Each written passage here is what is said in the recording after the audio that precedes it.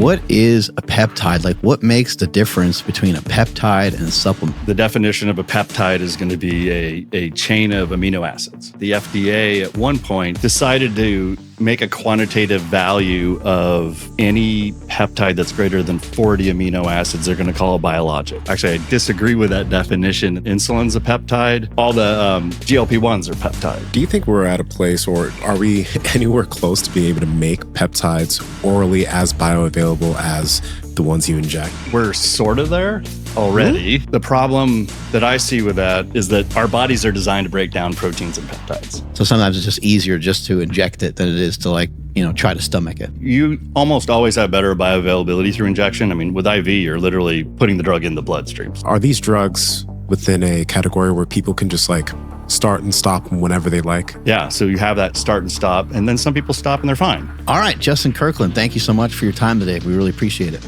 Yeah, thanks for having me. Let's just get right to it. What is a peptide? Like, what makes the difference between a peptide and a supplement? What's that line that's divided between those two? Yeah, so technically speaking, the definition of a peptide is going to be a chain of amino acids. So anytime you have two amino acids connected, that's going to be your peptide. When peptides get to be much longer and more complex and folded, we typically consider those to be called proteins. And something that we might talk about today is that the FDA at one point, and in the past few years, decided to make a quantitative value of any peptide that's greater than 40 amino acids. They're going to call a biologic. I don't necessarily, actually, I disagree with that definition in the sense that there are peptides that can be manufactured by engineering a bacteria to produce them or something like that. And that's how I would view a biologic, is that you're biologically manufacturing this material. If you're familiar with the supplement carnosine, that's 2 amino acids. So that's a peptide. Insulin's a peptide. You can't miss, between the news and the commercials and social media and South Park. All the GLP-1s are peptides. Right. Yeah. And so peptides, by the definition, are a chemical. It's a type of chemicals. And so when you talk about supplements, the way I look at supplements are you're going to have to fall within the DSHEA Act, which is how Congress has defined what a supplement is. And so a supplement has to be a naturally occurring compound. It has to be a metabolite of something. It has to be a vitamin, a mineral, can be found in our food supply. So there's, all kinds of proteins and beef and milk. And so those are the products that you're now going to supplement your diet with. So if I'm eating too many vegetables, I need more protein, I can buy a protein supplement and supplement my diet. So when you get to peptides, and having worked at compounding pharmacies where we made prescription peptide drugs, whether they were topical, intranasal, injectable, it's actually whether that peptide's naturally occurring or not. So you can have naturally occurring supplements that become drugs. So there is injectable vitamin C or vitamin C that's in an IV, and that's a drug product. But of course, vitamin C is a supplement because, it's in your food supply, it's in oranges, keeps us from getting scurvy. So really, you have to look at whether it's a naturally occurring peptide or not. And so there are a lot of peptides we see at the pharmacy that are naturally occurring. There's one called epitalin that was studied pretty heavily in Russia for improving aging, increasing the length of the telomeres on your cells. And but it's naturally occurring. So it's my point of view that you could have that as an oral supplement product. The other thing with supplements are, by that congressional definition, they're all supposed to be administered orally. So if you take a vitamin C and make it injectable, it's now a drug product. What's a precursor? We hear that all the time. Like, oh, this is a precursor. And then NAD got real popular, NAD plus, and then they're like, but you should take this because it's a precursor for that. And then the precursor for that is this. And so instead you should take, and it's like, how many steps back are we even going? But I don't even know what the word precursor means. Yeah. If you break it down, the pre portion is going to be before the prequel and whatnot. And so a precursor, depending on how you're looking at it, in my chemistry lab, my precursor is the chemical I'm going to use to make a different compound. So it's my starting material. It might be something I'm reacting or changing. With the NAD compounds you're talking about, I think it's really interesting because each camp has their own point of view. There's the NMN camp, the NAD camp, the NR camp. We now have one MNA.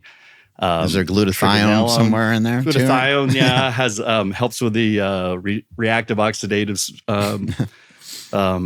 ions, and then and so when you look at that cycle, the NAD and NMN, they're all turning into each other. They're in a circle, and depending on which products you're looking at, someone's trying to increase NAD by maybe giving you NMN orally, or they're trying to do an NAD drip to get more NAD into your body, and so. In that case, the non-NAD compounds are typically the precursors that your body metabolizes into NAD. And so I think another way to look at that too is sort of Patrick Arnold's supplements back in the day where he had androstenedione and androstenediol. Those were prodrugs or prohormones, which were actually precursors that your body metabolized into testosterone. And so he was trying to, look at supplementing your diet because those compounds are naturally occurring in beef and other mammals. I think it's so cool. Like, we sometimes forget that these ideas, these creations, whether it's a peptide or it's SARMs or any of these things, like it does start with a person. There's a person we could trace back to some of these things. And you mentioned Patrick Arnold, and I think he's accredited also with ketones. Yeah. With making exogenous ketones. I believe him and Dominic D'Agostino maybe were doing some hocus pocus back in the day, and they created an exogenous ketone. So it's great that a lot of these things are coming from people like yourself that have actually been in a lab with the beaker, with, doing all these things and doing all the testing. And that's the exact reason why we have you here today. So appreciate you explaining all this stuff to us. No, for sure. I mean, I've spent a lot of time studying these things. I've spent a lot of time educating both medical professionals and lay people. I've worked in sales support roles where, I have to support a sales cycle and there's always technical questions associated with them. And then at the end of the day, I like helping people. I think it's a great way to be in business to make products that are either medicines or chemicals or supplements that are providing some kind of benefit. Do you think we're at a place, or are we anywhere close to being able to make peptides orally as bioavailable as the ones you inject? Because, for example, we had a guest, and multiple guests have talked about how great injectable L-carnitine is, but you can also take the supplement L-carnitine, yet it's not nearly as effective as the injectable version. Would we be able to get there anytime soon, you think, or is that an impossibility? So there's we're sort of there already. Mm-hmm. If you look at semaglutide, there is an oral semaglutide called Rybelsus. And the problem that I see with that and is that our bodies are designed to break down proteins and peptides. Mm-hmm. I mean, that's how we eat beef, and we break it down into amino acids and we build it into other building blocks of other portions of our body. Yeah. So the enzymes that are endogenous to us, they're designed to break down and metabolize things. And so with Rybelsus, there's some really cool things. And I've gone to quite a few like technical classes at different types of chemical vendors. And so there's one that provides coatings. And so they have coatings that you can put on the outside of a capsule or a tablet, and there's like 24 different places in your GI tract that it'll release at, primarily based on the pH, sometimes on other factors. And so there's a company, I think, in Germany that makes the coating that allows some of these peptides to get down into the lower intestine where they can be released. So versus continuing to get broken down as it goes further and further. It actually won't start getting broken down. The capsule won't even open up until it's at the targeted location. So when you get to the targeted location, you have a difference in pH. So you have a highly acidic stomach, and then you have a higher pH that's more basic in your intestines. So now the capsule's opened up, but you have other digestive enzymes in that part of your body. And so one of the companies I looked at was making granulated citric acid. So they're taking citric acid, a pretty fine powder, and making little cornmeal type size particles of citric acid. So now all of a sudden you have this peptide and you have this little acidic environment in a part of your body that's not acidic. And so these enzymes are like, oh, I want to go over there and eat that peptide. They're like, I don't know, something's not right. Like, I don't really want to get too close. Yeah. And so you create this environment that allows the peptide to survive and defend itself from the enzymes. Now you've got permeation enhancers. There's one called SNAC. It's SNAC. It's an acronym for a much longer chemical name. That's the Balco guy, I think, came up with some of that. Right. I've seen his nutrition company's got that same, the same 4 letters. Yeah, because of ZMA and... Anyway, yeah. I don't know if there's a relationship between his and the that actual permeation enhancer, but what that does is your intestine decides what it's going to let through into the bloodstream. We don't want everything going through. There's a lot of stuff inside of us and a lot of stuff we eat that we probably don't want rushing around in our blood. Mm-hmm. And so these permeation enhancers will open up what's called the tight junctions and allow some of this to pass through. And so that whole combination of all these different kind of little attributes of the drug delivery system actually then allows the peptide then to get into your bloodstream, which is what we're talking about, is trying to make it go systemic. What you'll see if you look on Google and whatnot is that the injectable drugs with a lot of the peptides are like in the 250 microgram, maybe into a milligram kind of range. They're really, really small doses. I can't think off the top of my head, but oral semaglutide, the Rybelsus products, like 14 milligrams.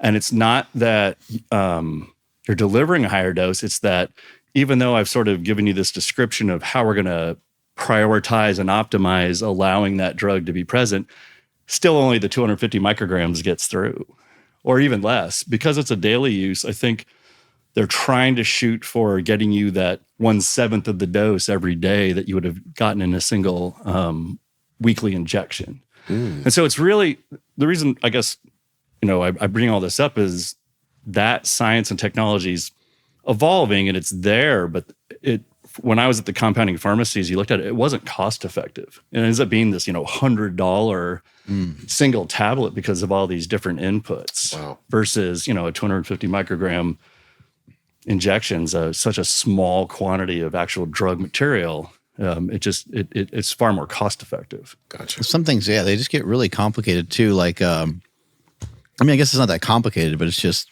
you just end up with undesired results. Like if you were to try to take carnitine capsules or liquid, you're going to have a lot of gastric issues if you're to try to match the amount of carnitine that might be absorbed through an injection.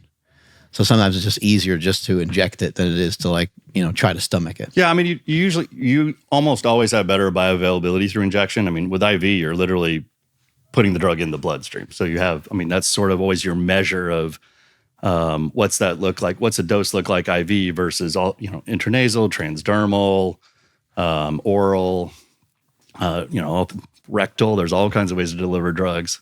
Because even with something like Kratom, it's like Kratom it tastes gross. Kratom, Kava. I don't know if you have any experience with any of these, with some of these things, but to try to get them to be palatable, sometimes just to even get these ketones or certain products, just to get them even palatable, sometimes it's not an easy thing. And so I think sometimes maybe someone's just like, well, shit, why don't we just inject it? We don't have to worry about it hurting our stomach, and we don't have to worry about it, how disgusting it might be. Yeah, no, that's super true. I spent a lot of time in product development for different projects on taste masking or improving the palatability. And so I get asked about developing products, and someone will say, oh, I want to have a product that does this or has this effects and these benefits, and ketones, they're pretty bad tasting. Yeah. And so they'll say, that's what we want to deliver. And I'm like, great. And they're like, but we're going to do it in a beverage that's 16 ounces. I'm like, that's a terrible idea because, now you have to drink this thing. And so,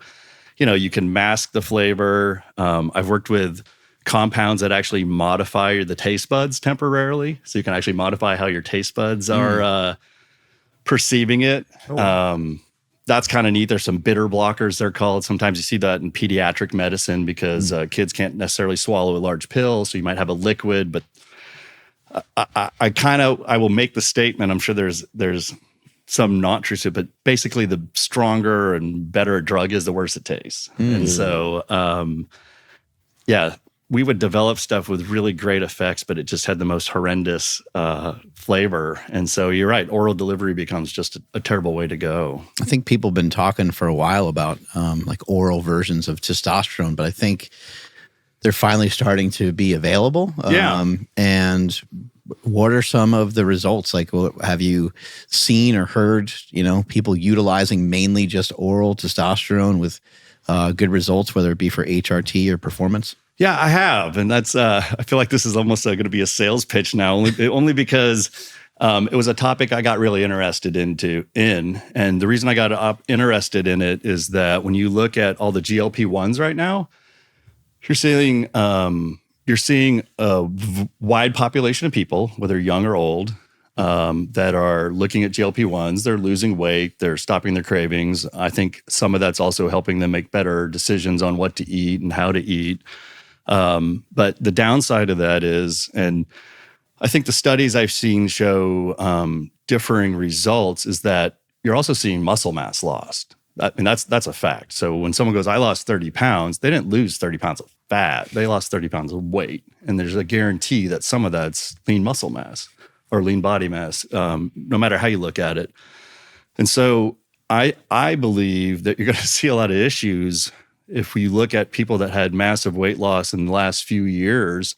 If you fast forward 10 or 20 years from now, as they're getting higher in age, they're going to have most likely be sarcopenic. They're going to have weaker bones, weaker muscle. And so the reason I mention all of this is that I live in Charlotte, North Carolina, and up in Research Triangle, there's a company called Marius Pharmaceuticals, and they have a product called Kysotrex. And so I got interested in Kysotrex. I was speaking at a doctor's conference last summer, and my pitch was, hey, weight loss is great. There's so many people making so much money with these GLP-1 drugs. You really need to talk to your patients about muscle sparing, at least, if not muscle building. Eating protein, some sort of resistance training. Yeah. And so my concept, and one of the reasons we're talking about peptides and why we see a lot of people who don't want to use them because they're injectable, it comes back to HRT at that point. And so I think you'll see with obese people, because they have more fat, oftentimes they have higher levels of estrogen because you have estrogen receptors in your fat tissue. And so I do think there's a great demographic of people that, and I mean, you're the man behind all this societal perspective, what testosterone is and steroids. I think having an oral steroid, which Kysotrex is, I think you'll see it adopted by, I think, a more common average population of people that are starting to be interested in their health. And maybe a GP will say, like, hey, let's look at this, versus a lot of times guys will get their blood drawn. They'll say, oh, you know what, you're in the range of the 2 bars, and so we're not letting you take testosterone. I actually went and met with the owners of the company, got to sit in their boardroom, ask them questions.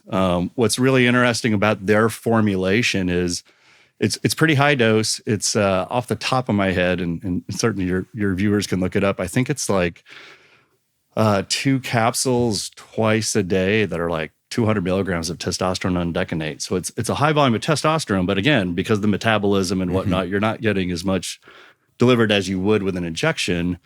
But I think that the demographic of men in this case, there you go. It makes it a lot easier. And what's interesting is the reason that you don't generally see oral steroids are the first pass liver metabolism. And that's why you would go to methylated steroids that are a little more harder on the liver. Stuff I'm sure you've talked about quite a bit. But this formulation actually has a bunch of...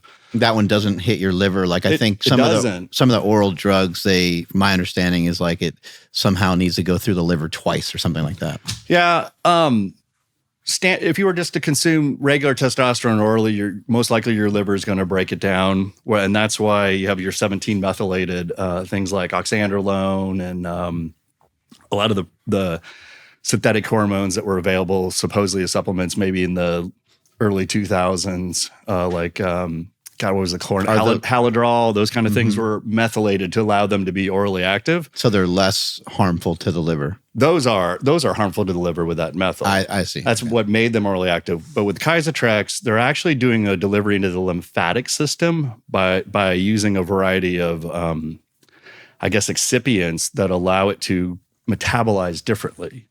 And so you're seeing decent levels, and I also think you're seeing, and I've looked at their clinical trial data. I mean, I presented some of it at this conference, basically saying, hey, if you're giving your male patients weight loss products, get them on HRT also, so we can keep that balance. We're trying to improve their health, so it's not just a one-stop shop. Like there's not just one way to do that. And so what we do see less aromatization with this product, and then we see, I think, a little less DHT production, so you don't really see hair loss that you might see more commonly with other routes of administration. And so it looks like a pretty decent product. My personal take is that HRT patients that are probably already doing injectables may not be interested in switching over, but I think people that have not really been exposed to HRT are like, hey, I'll try this, I'll check it out, and see how it goes. It seems like a great way to like just try it, like for just a couple of weeks, like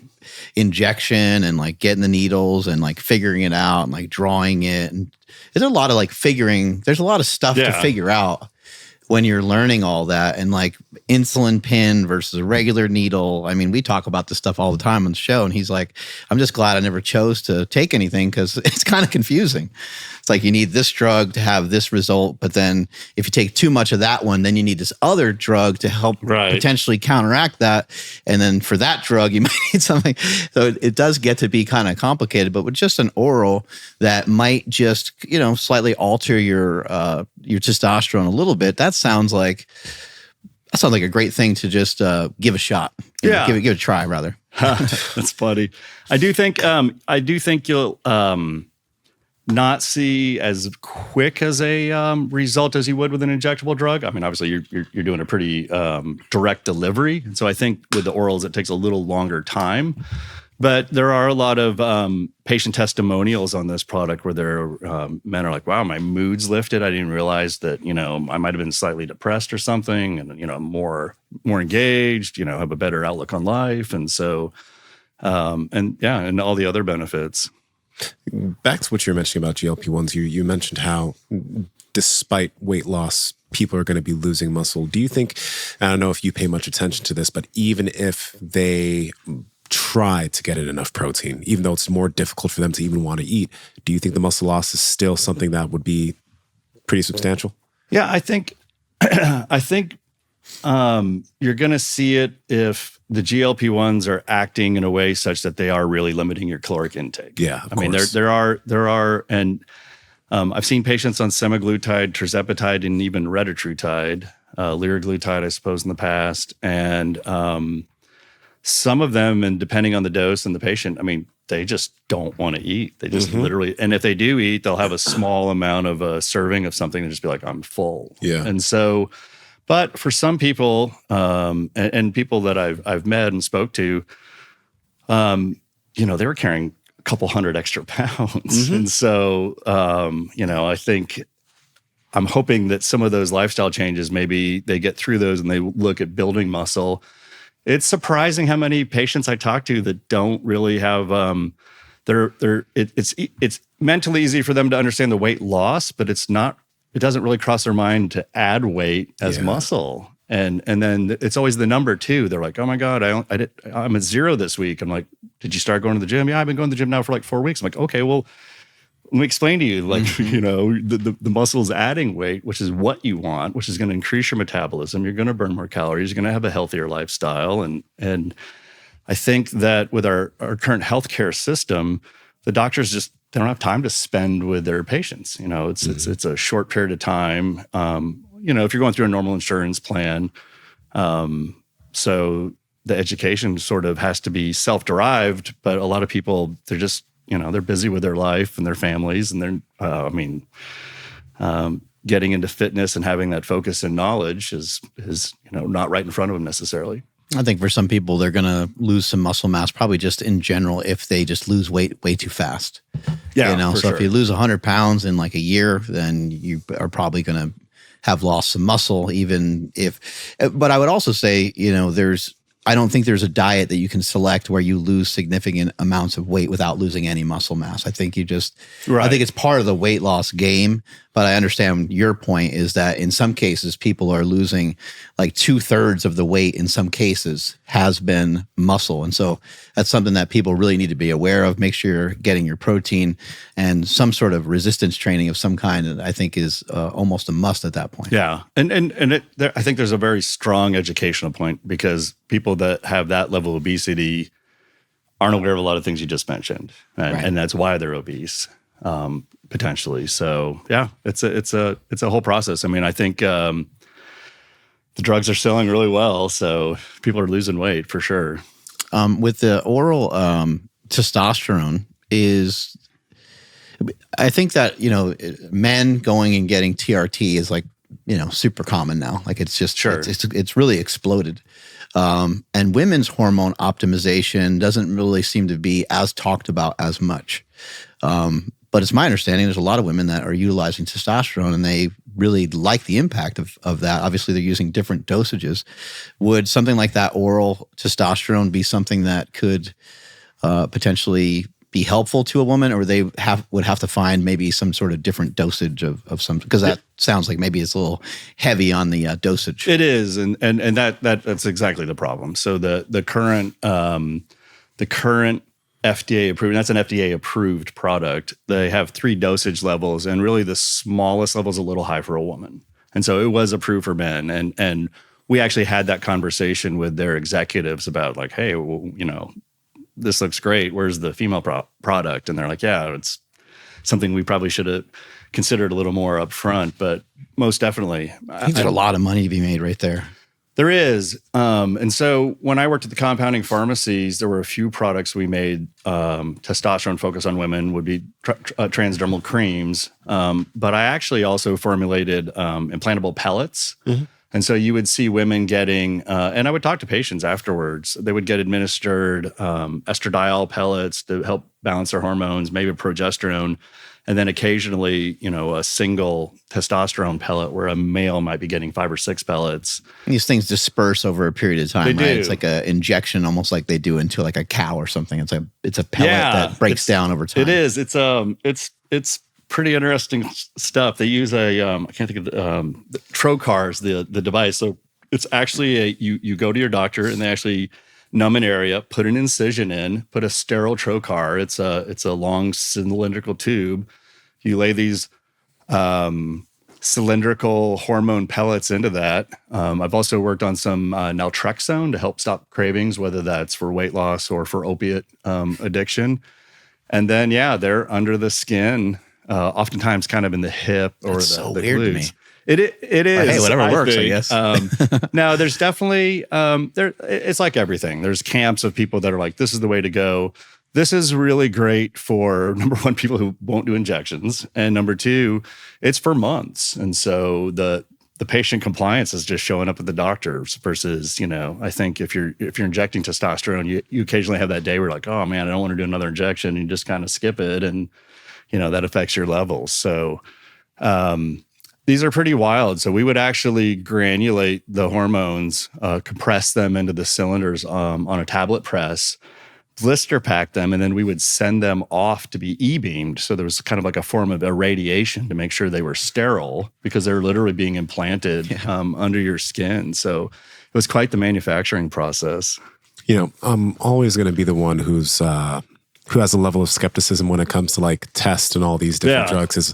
And I get it. They're great for people who need it. But is there anything that people need to be careful about with, you know, testosterone pellets, testosterone in general, outside of obviously dosages that are just way too high? Sure. Yeah, absolutely. And I'm also curious, because are there any long-term ramifications that you know of that people also just need to maybe keep in mind? You know, Yeah, so there's probably answers for everything, and a range of answers for the questions you've had. I mean, there's no one perfect answer, clearly, or we would all be doing that one. Mm-hmm. There are inserting those pellets is a technique. I mean, it's a procedure, and there are good ways to do it and bad ways to do it.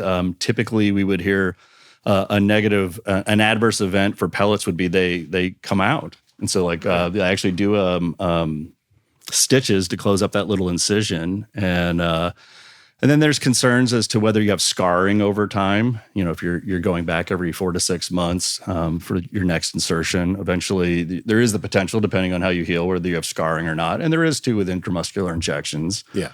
And the other thing is with pellets, depending on the doctor and the patient, those are in there for months. So that decision on that dose that's made that day, you're stuck with for 4 months. And so I have heard stories where people have either, the doses have been too low or they've been too high. And those are both not necessarily the best situation. And especially, I would say like HRT naive patients that are just getting started, you don't really know how you're going to react. And so that's certainly an issue. I think as far as for long-term ramifications, in the literature, I see both things, and I do think it's a whole topic on its own of how studies are done, because there's so much to a study.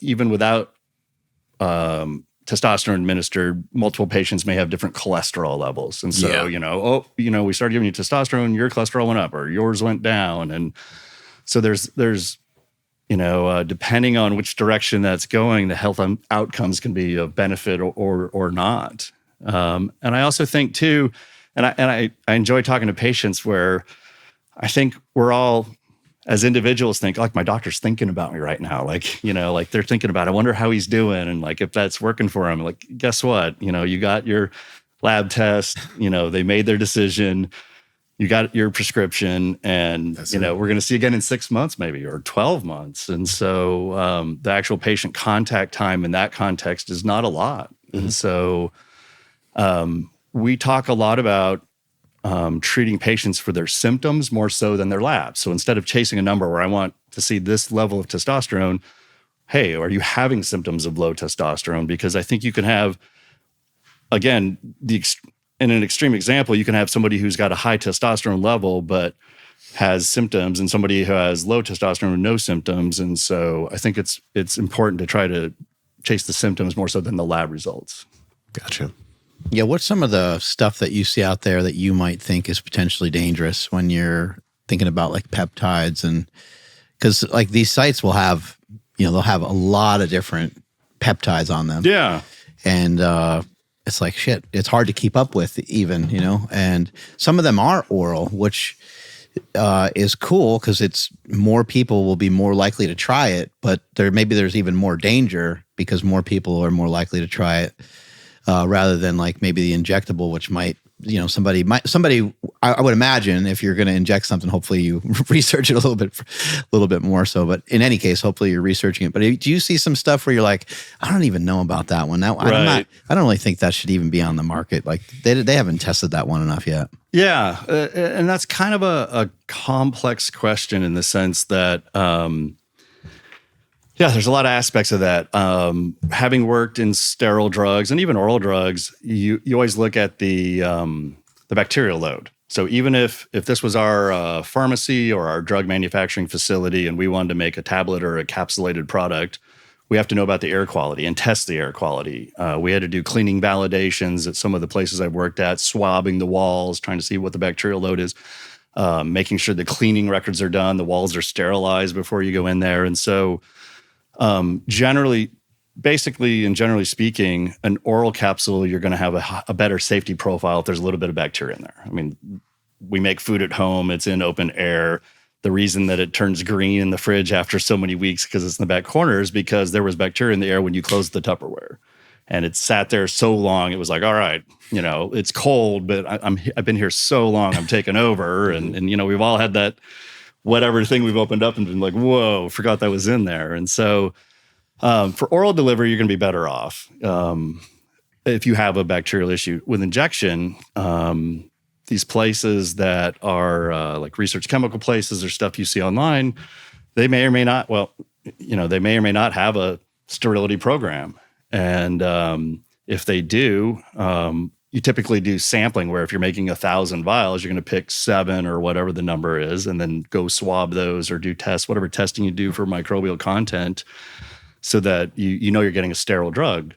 So even if the chemical or the drug is safe or not, you still have to understand what the quality of the manufacturing is, such that it's safe, because you're putting it in. I mean, the reason we have skin is to keep bacteria out. Right. And so we're piercing through that and delivering the drug.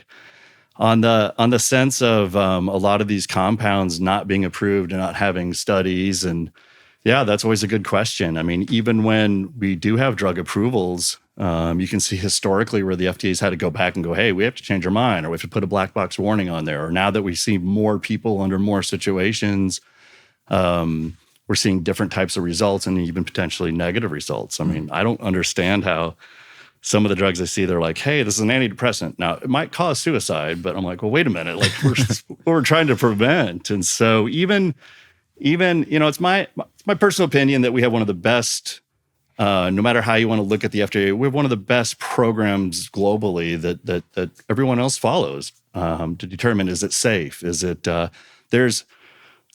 I can't imagine how many drugs have been started. I mean, I've worked on projects where there's been thousands of compounds made to have one drug start a trial, and then maybe that drug doesn't even finish the trial. And so the volume of things that are tested for toxicology and solubility and all these other factors are failing before we even hear about them. And so when we do hear about stuff, sometimes, like you said, it can show up on a website and you're like, oh, I don't know if there's enough data. And my guess is if it's not approved, then there probably isn't enough data. But, it's certainly out there. I also think, too, that you also have situations, especially with terminally ill patients, where they're like, hey, I can't wait for this drug to be approved. Yeah. I mean, in my opinion, hey, if you know you're terminally ill, then I'm not necessarily sure there's depending on the drug and its effects. And we do have programs in the United States to allow patients to go through special singular trials where they may not be around to see it approved. So there are some regulatory pathways to allow them to access some of those drugs. I will never go to a doctor ever again about my general health. All they want to do is put you on pills. Really well said there by Dana White. Couldn't agree with him more. A lot of us are just trying to get jacked and tan. A lot of us just want to look good, feel good. And a lot of the symptoms that we might acquire as we get older, some of the things that we might have, high cholesterol or these various things, it's amazing to have somebody looking at your blood work as you're going through the process, as you're trying to become a better athlete, somebody that knows what they're doing. They can look at your cholesterol. They can look at the various markers that you have, and they can kind of see where you're at, and they can help guide you through that. And there's a few aspects too, where it's like, yes, I mean, no shade to doctors, but a lot of times they do want to just stick you on medication. A lot of times there is supplementation that can help with this. At Merrick Health, these patient care coordinators are going to also look at the way you're living your lifestyle, because there's a lot of things you might be doing that if you just adjust that, boom, you could be at the right levels, including working with your testosterone. And there's so many people that I know that are looking for, they're like, hey, should I do that? They're very curious. And they think that testosterone is going to all of a sudden kind of turn them into the Hulk. But that's not really what happens. It can be something that can be really great for your health, because you can just basically live your life a little stronger, just like you were maybe in your 20s and 30s. And this is the last thing to keep in mind, guys. When you get your blood work done at a hospital, they're just looking at like these minimum levels. At Merrick Health, they try to bring you up to ideal levels for everything you're working with. Whereas if you go into a hospital and you have 300 nanograms per deciliter of test, you're good, bro, even though you're probably feeling like shit. At Merrick Health, they're going to try to figure out what things you can do in terms of your lifestyle. And if you're a candidate, potentially TRT. So these are things to pay attention to get you to your best self. And what I love about it is a little bit of the back and forth that you get with the patient care coordinator. They're dissecting your blood work. It's not like you just get this email back and it's just like, hey, try these 5 things. Somebody's actually on the phone with you, going over every step and what you should do. Sometimes it's supplementation, sometimes it's TRT, and sometimes it's simply just some lifestyle habit changes.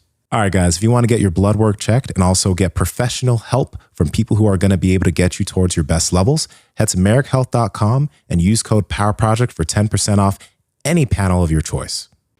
When it comes to the GLP-1, you were mentioning a couple of them, and you're mentioning the oral form, and it's my understanding they're moving onward with like second, third generations of these things. What are some things that are kind of coming down the pipeline that will maybe potentially even be more powerful? Because I'm hearing some things that I think one of the ones you mentioned, retatrutide, is supposed to be like extremely powerful, and I heard there's like one beyond that even. So retatrutide looks really interesting. When you look at semaglutide, which I think's had the most press, it's more focused on a single receptor than we had tirzepatide, sort of the next generation that was hitting a couple receptors, and even with retatrutide, we're hitting 3 receptors, and so you're getting different benefits from different metabolic pathways and activities.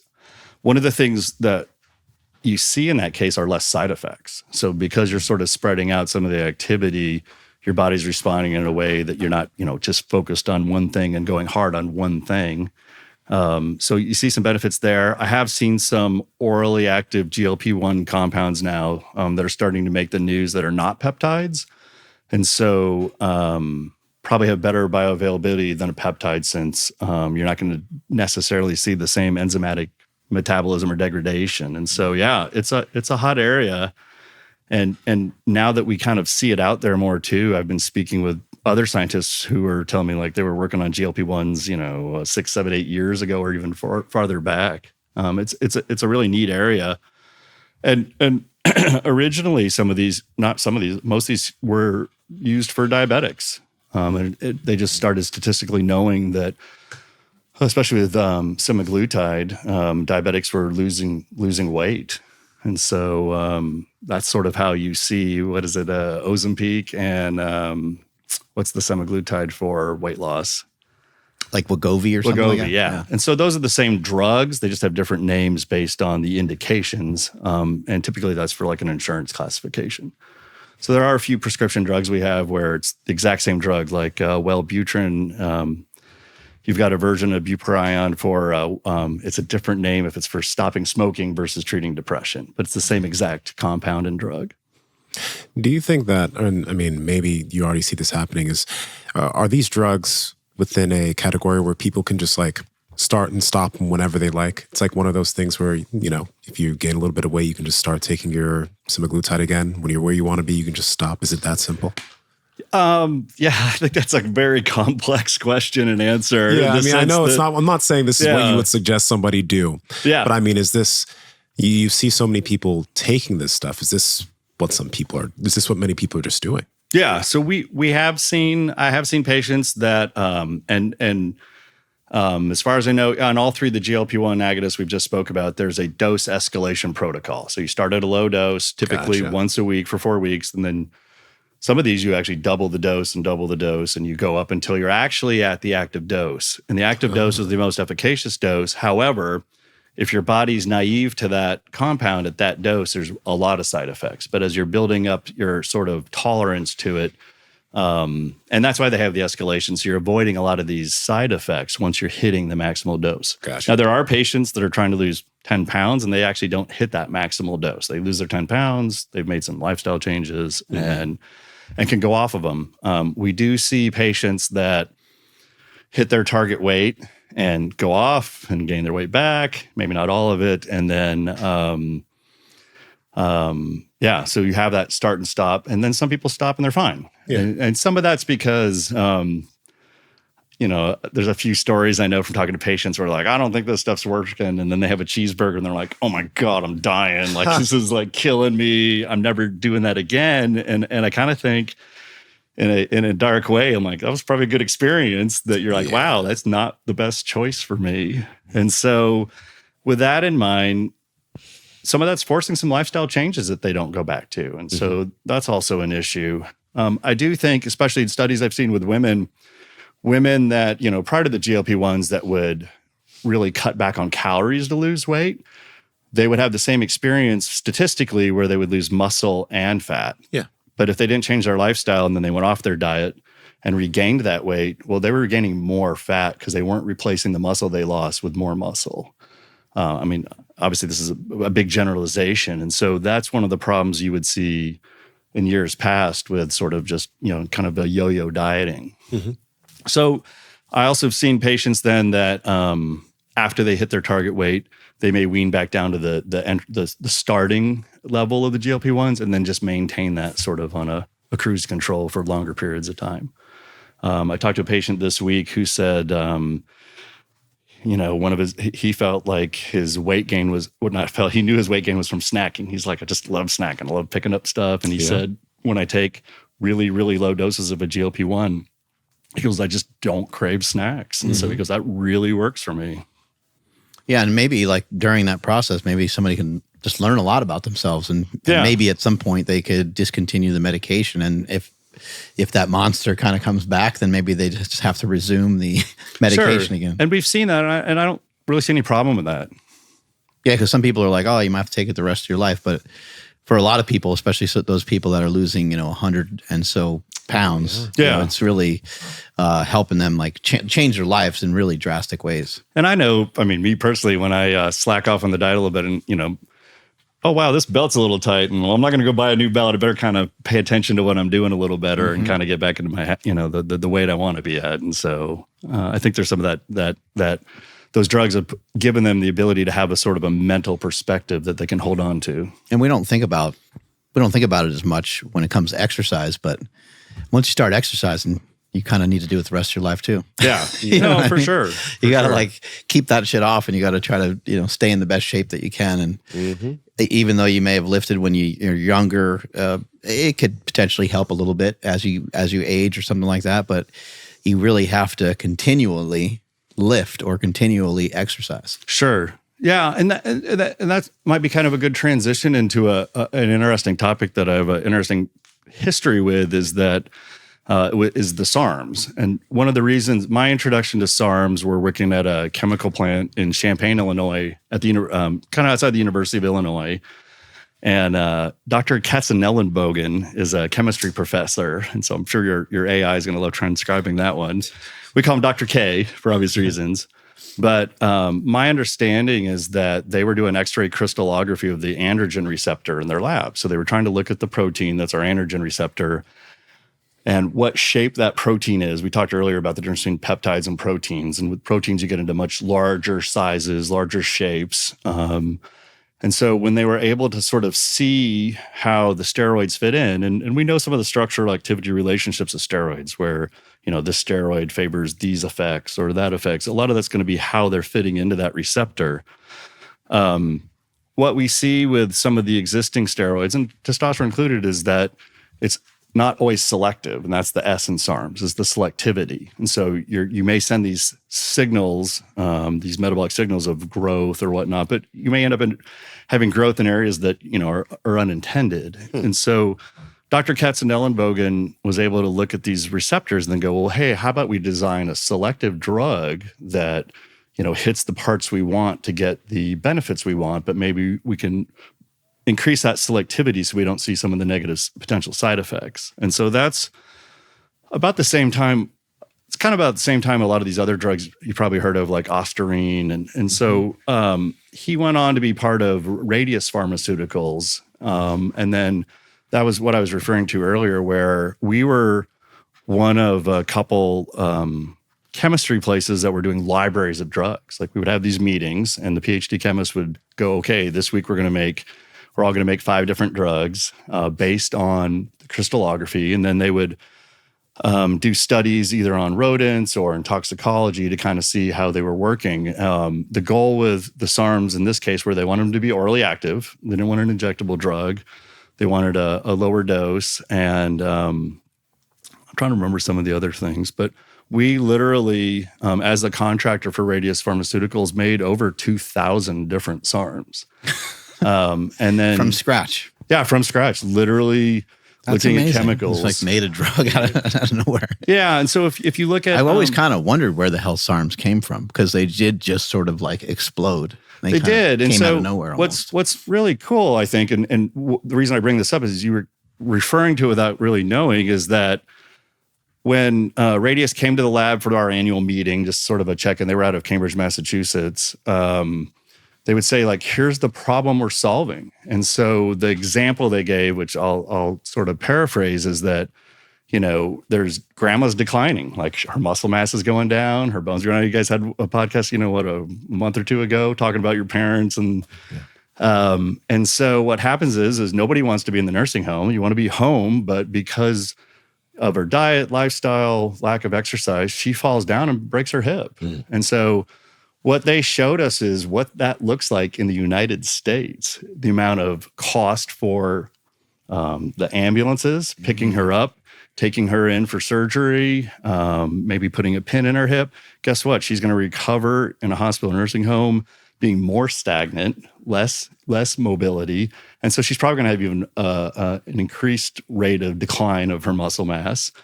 And so and then she may not go home. Yeah. And so now she's in a nursing home for the rest of her life. In the case of even my grandmother, she had a fall in the nursing home and they said, well, we don't want you to fall anymore, so we're going to put you in a wheelchair.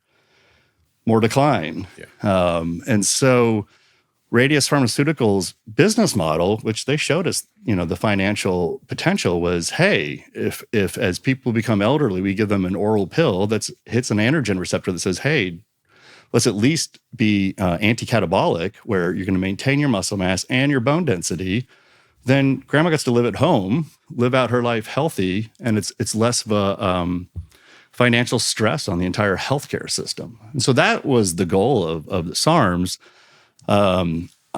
My take is that, like a lot of things, once those patents are filed, and some of my friends are on those patents, specifically RAD140, now the way to make the compound, the identity of the compound is public. And so it shows up on the underground. And what you realize is that, well, if you take higher than the anti-catabolic dose, you'll end up, increasing your muscle mass and increasing your bone density. And so that's how I think we're even talking about them now, other than me obviously working with them, is that they showed up in the black market and people started using them and seeing some benefits. 2,000 different SARMs. I mean, I think there's like maybe there's like 20 or 30 on the market that you. Yeah. And that was so. Where are the rest of these? Yeah. I mean, and we did 2,000. They had a overseas contractor that would do like maybe double that. I forget. But I guess I forget the entire details, but our PhDs there in Champaign were doing a much better job. We were more expensive, but we were putting out, maybe it was the other way around, we were putting out more compounds. The cost per compound, we were more affordable. But yeah, so there's probably 3,000-4,000 just in that series. But there was also, and you also mentioned like, hey, how do I know this is safe? We made compounds that I'm sure are not published publicly, where they would pass the toxicology, they would pass, certain assays, cellular assays in a petri dish. And they were like, this is the compound. Like, we're sure about it. We're super excited. And then there was one situation where they dosed rodents and all the rodents died. Yeah. All right, well, we're done with that one. So, back to the drawing board. Yeah. With the RAD question real quick, with that, the anti-catabolic RAD140, you mentioned that was the intention for it to be used for grandma so she doesn't lose muscle. Do you think that was like, looking at it now, is it successful in that case? Can it be used for that? Or is it like, with what we know about SARMs, is it still, maybe not? No, I do. I think, and I actually looked, I think last year, because I was at that job for, I think 3 years, and got to see a lot of what they were doing and some of their business model, and talked to them about, their entire business plan. I moved on into other areas of science and medicine, but I think that they were headed in the right direction. I looked on their website to see where they were at, to see if it had gone on, and it's no longer there. So I don't know if could be financial. There's a lot of really cool drugs I'm interested in that, for business reasons, go away. I've seen there's a drug I really like where I think it was in a publicly traded company. Another company came in and bought them so they could be on the public market, and they were like, oh, but we're not interested in that drug, and it just gets laid to the side. So I didn't see anything with my knowledge that there was any reason that they weren't headed down the right path. Sometimes some of these things, they get like a bad reputation, or there's like studies done, and then people take those studies and they just tarnish they tarnish something like RAD140 or GW. I think had some bad press. People were like, oh, it's cancer causing. Right. But I think like it did appear that it may have caused cancer, but it was like some ridiculous dosage that they gave to rats or something like that, which is still, still a good reason to be cautious of it. But it was some amount that like a human would never even be able to take or something like that. Yeah. And that's one of my favorite arguments or point of view, especially, I guess I hang out on Reddit a little bit and read some of these things, is that like, oh no, is the selectivity of like, that causes cancer. Yeah, but that's in a mouse and I'm not a mouse. So ignore that. Yeah. But then they'll go, the exact opposite direction. Like, oh, it's safe. Look, these mice are fine. And, and so, yeah, you don't know till you know, really.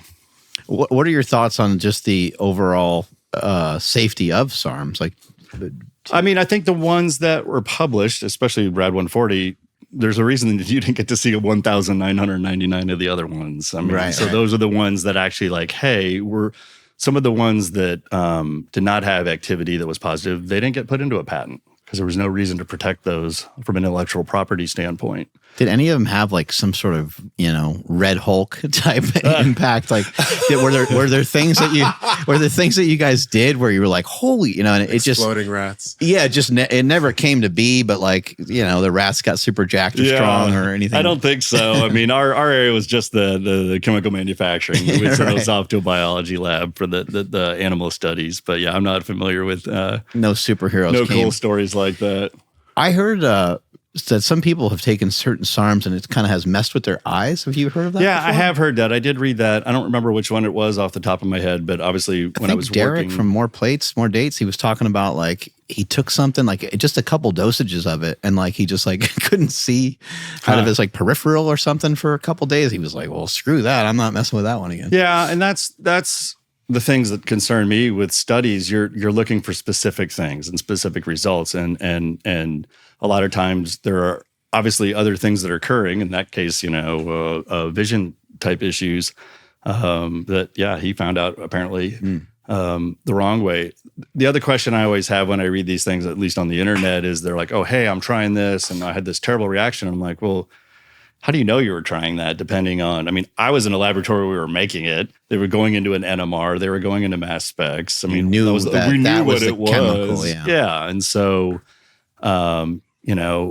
if you're buying something off the internet without regulatory oversight or controls, you don't know. And I'm not saying that everything out there that you can buy on the internet's fake, but there's definitely fake stuff. The other thing that often concerns me is that I have worked in environments that are highly regulated. We're doing everything by the book, and mistakes still occur. There's a reason if you go to the FDA, there are drug recalls. Something happens where some unexpected thing or an operator error. And so I always imagine in the perfect world, the best we have, we're following the best rules with the best controls and the best oversight. There are still mistakes. I mean, we're humans. And so if you don't have those controls, so what's the percentage of mistakes that are there? There is a little bit of published data, especially on the forensic side, where you see anti-doping organizations will buy products off the internet and then test them. And there are some published studies, some of them are a little older at this point, where that's not the drug that's in the vial as it's labeled. And these were just, one of the groups was in Europe, one of them was in Japan. And so you don't know what you're getting unless you've got the ability to check it out. And that stuff can change batch to batch too, I would assume. How often do you do that actually? Because you have the ability to test different types of. I do. It's kind of a cool superpower. Yeah.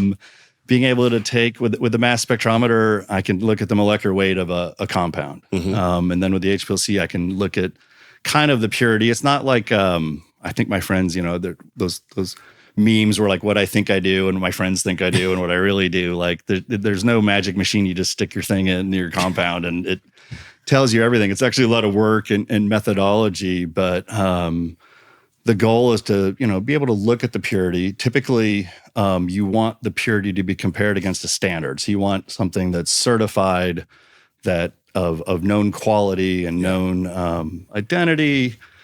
We do buy analytical standards depending on the projects I'm working on. And it's a whole process to get your system sort of tuned in to okay, now I can quantitatively measure and tell you the dose. I don't spend as much time on the quantitative side because it's really rigorous. But the identity side, I think, is really important of like, is this compound that, yes or no? Yeah. Which you can quickly do with by checking the molecular weight. Let's maybe shift gears a little bit and talk about some other types of drugs like cannabis, THC, nicotine, just some of these other types of drugs, and maybe some of their maybe like off-label use. I think, growing up, you'd see all these weird information about marijuana and pot smoking, and like it was just like insane the stuff that they would show you on TV, that if you smoked pot one time you would turn into this like completely crazy person and you'd jump out a window or something like that. But what are some of your experiences, and what are some of these like off-label uses that we were talking earlier about, like mushrooms and stuff like that. Right. Like, what's some of your experience with, being in this field for so long, messing around or not messing around, but being in a lab with many different types of drugs? Like, what are some things that maybe surprised you? Like, wow, I didn't really know that, cannabis could be potentially used for cancer or something like that. Yeah, that's a big question, I suppose. And, I think I spent 2 years employed by a cannabis company. I'm not a cannabis user myself. I think sure. That, I know. I'm happy to see it's decriminalized. I think I'd rather see money spent on other things than people sitting in jail. I don't necessarily. Anyways, there's obviously we don't. There's a whole political view, but I spent a year developing products without cannabis for a cannabis company. In that case, I worked for a company called 1906, and they were offering initially in Denver, Colorado, chocolates that were experiences. And so the name of the product had some type of effect, like that would indicate it was beneficial for sleep or relaxation or energy. And tying a lot of our stories together, we had a product called Go, which was our energetic cannabis. And so we would pick a strain of cannabis that was thought to be energetic inducing. We would pick terpenes that are part of the cannabis plant that we thought had energy perceiving ability. And then in that case, we used particle-coated caffeine. And so we were able to purchase caffeine that had a cellulose coating on it. So you would get a little dose of caffeine, like a cup of coffee's worth, but without the bitter flavor. And so we were very much into the whole sensory experience. That was our focus. It was experiences associated with the product. And then the owner's goal also was that, it was kind of a higher end product that you could take to a dinner party as a gift. And it, that's Peter there on the bottom right when you're scrolling, the guy I worked for. So that was his vision. And it was super interesting to be involved on that. And so my part for the first year was to develop all these dietary supplement ingredients. So there were things that were either food type products or supplements that would give that effect. But with cannabis and being an American, if one's good, well, two's better and probably three's better. And so I also had to develop the product such that, somebody that had a small amount would feel the effects as they expected. But if you had a large amount too, you weren't going to have too much. And so it was a really interesting project to do product development for. And that's the one I was kind of mentioning where the better activity we got in the product, the worse the thing tasted. At the end of the day, you still had to enjoy eating a piece of chocolate. You do see that they actually changed to, I think, tablets. I think they call them drops or something. But covering up the flavor and making the flavor taste good on this stuff it was a really serious challenge. And so a tablet was a lot easier. The other thing we did that I was really excited to be involved in is that we looked at delivery systems. And one of the when Peter hired me, he was doing fundraising, and so we would go meet wealthy people who decided they wanted to invest in the Colorado. Colorado was kind of at the cutting edge at that point, Colorado cannabis industry, and we'd explain kind of some of the science we were looking at. Is that we were looking at reducing the time to onset, and we talked about how we felt that was super important. And then every single investor we spoke to, without a doubt, had their story about, oh, back in college, I made the brownies and I tried them and like, oh, it's not doing anything. You did something wrong. So we ate another one. And, and then, after over consuming, 5 minutes later, they start getting these super strong effects. And they're like, oh man, this is super strong. I hope it doesn't get stronger. And they're like, well, we just ate a lot more. And so every single person we spoke to had a similar type story. And, that got filled with worry or anxiety or, I'm going crazy.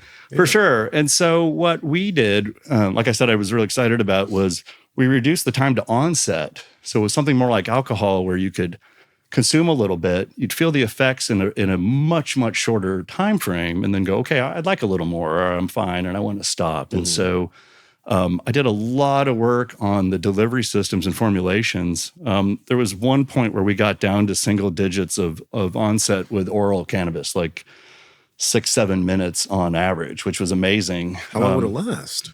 That would last even less time, which at the time I wasn't sure how that would be perceived, but some consumers were telling us like, this is great. Like I can get in and out, get it in the evening after work, enjoy my time and now, and then it's gone and I can go to bed knowing like I'm not going to wake up in the morning and wonder if I can drive to work or not. So, it was an interesting experience looking at that from a scientific drug delivery stance.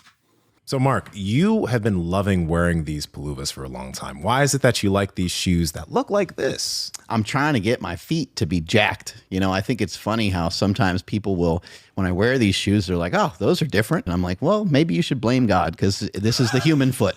This is the way that it looks. But Palouvas are awesome because it's going to allow you to train your feet and train your toes and allow for that toe spread because you got the 5-finger toe thing going on. It's like put on a glove for your feet. It feels amazing. It's like walking around with toe spacers. We've been working on our feet for a long time now. You always hear the benefit of people talking about like these tribes who have gone without shoes forever. And they have this toe space and have these amazing feet. And these shoes will allow you to just passively get that back by walking around. You don't realize what a disadvantage you're at when your foot is all clumped together from the football cleats or soccer cleats or whatever else you were wearing when you were young. And so it's nice to be able to splay your toes. In addition to that, though, one thing I love about Palouva is the fact that it's not a regular barefoot shoe. I do love barefoot shoes as well, but it also has appropriate padding. And when you're stepping on some crazy pebbles and rocks and different things, like when I'm out on a run, some terrain is a little different than others. I don't have to be worried that I'm going to get some sort of stabbing, crazy thing happening to my foot because it has an appropriate amount of cushion underneath the foot. And guys, Palouva has a lot of different styles on their website. I think one of the newest styles they just came out with, which is a little bit more of a rigorous do, is the Strand ATR. It's not these are the Strands, but the ATRs have a little bit more. If you want to go hiking with them, you totally can. Those are amazing. If you go out, throw those on and go sprint on a field and your feet feel so strong, grabbing the grass and being able to actually grab the ground with your foot feels amazing. I'm more of a chill guy with my Palouva, so I like the Zen slip-ons, but that's the thing. With Palouva, there's a lot of different options. So if you head to palouva.com and use code POWERPROJECT, you'll be able to save 15% off your entire purchase. And they also have toe socks. Their 5-finger toe socks are no show, so check those out too. I'm just curious, have you seen any type of health benefits of any of that stuff? It's not, cannabis isn't an area I follow too deeply. Yeah. I think there's obviously a lot of proponents of a lot of value. I got to meet, can't think of the guy's name off the top of my head. He was like a neurobiologist, like a brain surgeon, literally. And he said he saw a lot of like just patients he couldn't treat. And he really got into the medicinal values of cannabis. Patients couldn't treat for what? Neuro issues, actually. Okay. And then you had Dravet syndrome. They had the CBD Charlotte's Web coming out of Colorado also. So I know that it's actually hemp-derived oral CBD is an FDA-approved drug for Dravet syndrome. Again, not the THC that's intoxicating, but I see. I see both sides. I mean, I do have concerns. You see some of the development of younger people, the younger age they try it, not fully developed cognition. And I do see, having worked in addiction medicine, which is a whole nother podcast probably, Yeah, I mean, I think there are people that, regardless of how you want to look at cannabis, there are people that have bad habits with it and trouble stopping. So, but I also think there's a lot of people that, I had a relative that was on chemotherapy and opiates, did not work for him very well, and he used cannabis, and that worked really well to help with the chemotherapy side effects. So, I mean, I saw that firsthand. Yeah. What about something like psilocybin mushrooms? Yeah, psilocybin, I spent a lot of time, directly on, and in both in microdosing studies and discussions, and then in full-size doses associated with typically with major depressive disorder or end of life anxiety. And so, and in these cases, both with cannabis and psilocybin, I was working in licensed facilities that were sanctioned in the jurisdictions. I did all of my psilocybin work in Canada. And I got to speak to a lot of global researchers, primarily at universities, some independent pharmaceutical companies that were looking at mental health benefits of both psilocybin and some of the other compounds, both synthetic and naturally derived, for treating mental health. And I think that the data that I saw and the results and the patients I spoke to had a lot of benefits. There was one group outside of Vancouver that were all veterans suffering from depression associated with their being in a war zone. And they actually sort of all got together and helped each other with microdosing to alleviate some of that depression, and which actually sort of drove a company to go, hey, we really need to do clinical trials and studies to see if this is clinically significant. And so that as far as I know, that those studies are ongoing, but they looked like they were pretty valuable and a benefit. I mean, it was sort of the outside benefit is what kind of drove the need to have the studies versus, the other direction. Yeah. What got you really interested in that? Working with psilocybin specifically? I think mushrooms are amazing organisms. Man, you just lit up when you started talking about mushrooms. Well, they're pretty cool. I talked to you guys a little earlier, when I started in college, coming out of a rural, small town America, studying corn. At some point, I was like, "Wow, I don't probably want to do this for a living." And I started reading about gourmet mushrooms. And the thing that actually interested me the most was tissue culturing. And so I was super excited. This is early 90s. I was, I'd still go into the agriculture library basement and look through journal articles because, the internet was sort of just getting started. You weren't downloading content. And I would read all these articles, and I understood that you could take the inside of any fresh mushroom and take a piece of it and put it onto a petri dish, and you could essentially exponentially grow that mushroom to infinity almost. And so that concept to me of totipotency is the genetic term where like the gene in the cap there has the understanding of how to make gills and the stem and the cap and all the different parts. I was like, wow, this is kind of amazing. There's some mycelium there on those, some radial mycelium. Yeah, mushrooms are fascinating. Why does that make me itch, man? Well, some of them are super poisonous, right? Some mushrooms. For sure. Yeah. And so I ended up going on to graduate school studying mushrooms, including field mycology. Graduate school was great. We got to walk around in the woods, picking mushrooms at different, state parks and national parks and learning how to identify them. I had a really great advisor. And then I'd go back to the lab and do some of these petri dish cloning like you see. And they're really amazing organisms. There's some studies Paul Stamets have done. I've met Paul Stamets a few times and gone to some of his conferences and taken his classes. I'm really excited about some of his work in bioremediation, where you have pollution and a certain kind in soil that's really dangerous, and he can select a mushroom that mycelium will grow in there and degrade and metabolize it. Wow. There's all kinds of super cool stuff. There's a company out of a university that was growing that mycelium in sawdust to make essentially like a styrofoam packaging. So instead of having the styrofoam around your TV, you'd have this dried out block of sawdust that the mushroom was holding together that, at that point would have been dried out and dead. But so there's like a mushroom styrofoam, and they're super fun to watch. So all that white you see in the bag is all the mycelium that's colonized the substrate. And then it's amazing. And you see this in your yard when it rains. Like there's no mushrooms. The next day, all of a sudden, you're like, whoa, there's these full-size mushrooms. Where'd they come from? So yeah, the whole science of mycology is pretty amazing. Ryan, can you bring up that clip of Mike Tyson chomping down on some mushrooms? This is how I'm imagining your college experience being when you were testing out the mushrooms. He just takes a giant handful. This is crazy. No water, just stuffs it right in his face. I can't.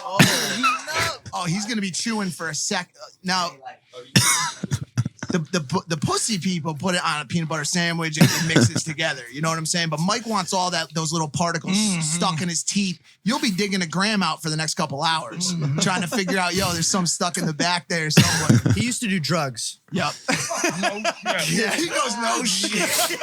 No shit. Bro, did you see the look on Mike's eyes? He's like, yeah, man. He's like, I'll pick your teeth and you just like, relax, Mike. When I first heard about mushrooms in LA, everyone would talk That's about cool. the You could taste. shut it down. They taste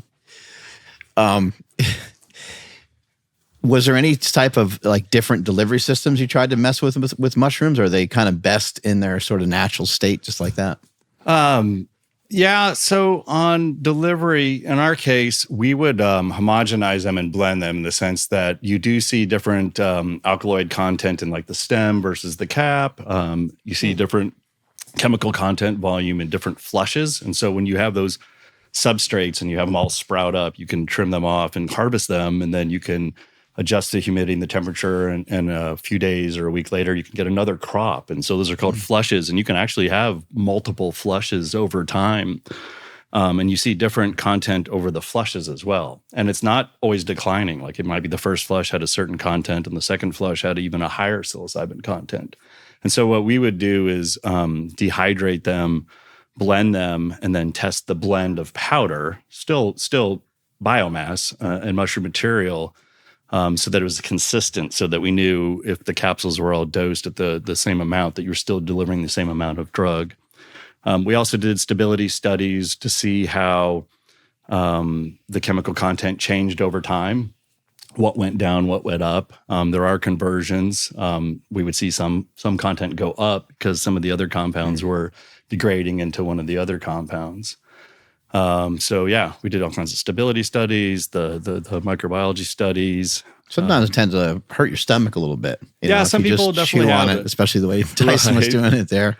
I heard of some people using some lemon. I've heard of some people, steeping it, like a tea almost. Yeah, we hear that frequently too. Doing things like that, and supposedly that helps with some of the digestion, and you don't get kind of bubble guts from it type thing. Sure. I've heard benefits of tea. I've heard lemon in the tea, which makes a little sense. We spend a lot of time doing standardized extracts, so trying to concentrate the psilocybin or psilocin out of the mushrooms into a lower amount of material to do a fixed dose. And so looking at the science of that extraction process was pretty interesting as well. And so I always wondered, is that a sensitive person or is it some other portion of the mushroom? And I don't know what that answer is, but it was pretty exciting to be able to be in that environment and actually try to answer those questions. Again, it's this, it's the wives' tales or legends on Reddit, like, oh, it's this and that. Well, I actually got to go, well, let's figure that out. Let's see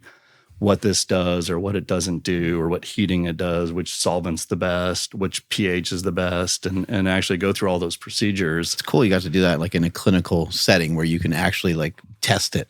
Yeah. And you got as many variables taken care of as possible. Yeah, for sure. No, it was, there's not a whole lot of people on the planet that get to do that. So it was pretty What exciting. about something like MDMA? Have you kind of looked into this? I did, yeah. So we made that? MDMA.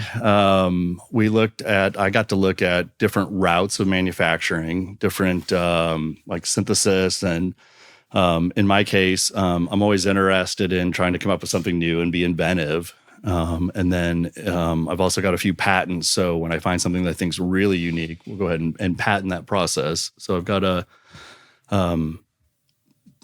process patents for manufacturing drugs, like the actual synthesis. I actually have a patent on how not to make LSD. And that's a whole nother story. But with MDMA, I think there's good clinical data, especially for treating PTSD, has kind of been the clinical focus. I think there was a lot of expectation that the drug might be approved last year. And, I did read an update article actually yesterday where the FDA had some criticism over some of the phase 3 data in the clinical trial. And so it's going to be interesting to see if some of that data is redone to improve. There was a lot of political frustrations associated with it, or if another company might look at that information and move forward on it. But I think it definitely has a strong benefit, especially with trauma patients, within a therapeutic talk therapy environment to really have clinical value.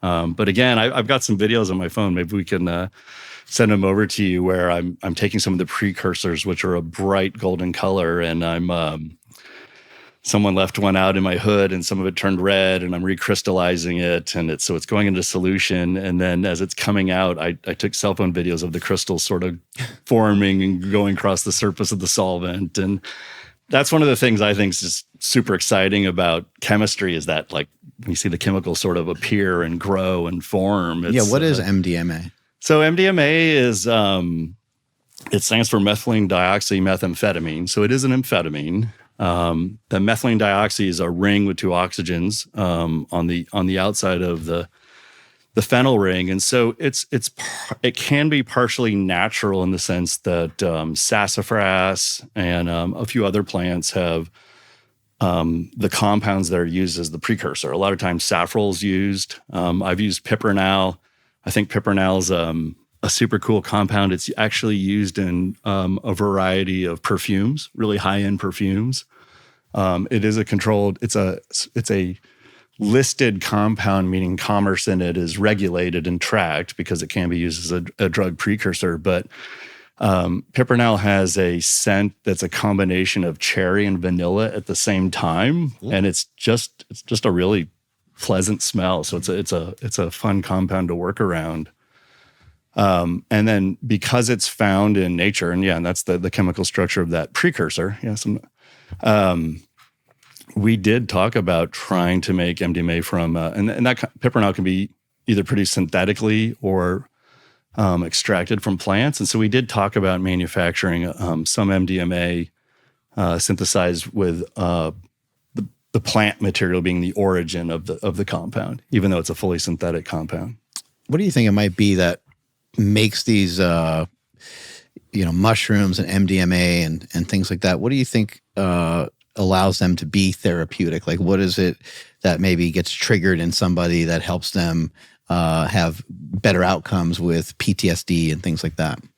Yeah, that's probably your toughest question you've asked, in the sense that there's clearly been a resurgence, since the 60s in the last decade in studying psychedelics for therapeutic benefit. And there's a lot of companies, publicly traded companies, and companies that raise money to put these into clinical trials and prove that they have some advantage. There's also been studies to try to understand and do drug development to say, hey, can we hit those same brain receptors and get the same mental health benefits, but without the intoxication or trip or function? And so obviously there's proponents of both areas. I mean, I've worked with groups that have used ibogaine for treating addiction, and it's like a 30-hour trip. And the people that are massive ibogaine fans will tell you, like, that's the experience that makes you say, okay, I want to stop taking heroin. I want to not do that. But at the same time, I was involved with a pharmaceutical company that licensed a drug out of Albany Medical College called 18MC, where they tried to take the beneficial anti-addictive activity of ibogaine, but take the serotonergic, like the trip portion, out. And so there is a push right now for getting those benefits without the drug-like experience. I don't think anybody's wrong. I mean, I personally believe that if the outcome is of benefit, then it doesn't necessarily mean an issue of how you got there. I am super excited and interested in, with MDMA.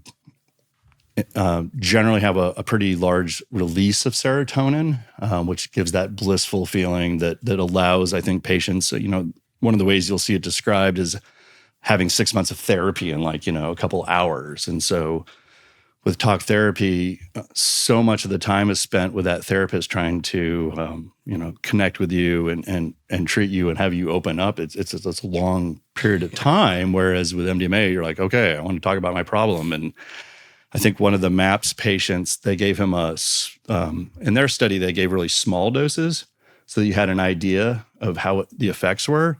And one guy, that was enough. He was like, I'm cured. Like I'm come to terms with my trauma and don't, am over it. So I think there's a lot of possibilities there. On the other hand, or not the other hand, but another example of a compound I'm really interested in, which is serotonin releasing, is Kana. It's one of the many alkaloids, and it's called mesembrine. And it is in some pre-workouts. It's in some dietary supplement products. Yeah, I've had it before.